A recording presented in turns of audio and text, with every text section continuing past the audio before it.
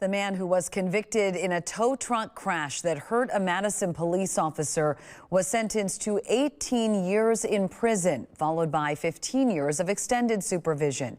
Back in April, 37-year-old Christopher Brugger was found guilty on 13 counts, including hit and run causing great bodily harm. Police said he was driving recklessly in a tow truck and hit multiple vehicles in Monona last September. During the chase, he hit an MPD squad car, injuring Officer Ryan Kimberly and his K9 Freddie. Brugger was eventually arrested, and Kimberly has since left the hospital.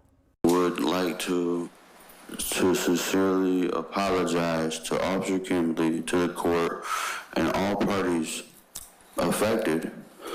I am truly sorry for everything. I never meant Officer Kimberly no harm. In no way I meant nobody no harm.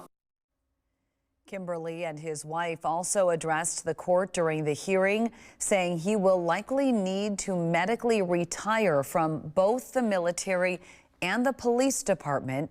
Before becoming an officer, he spent 14 years as a member of the National Guard.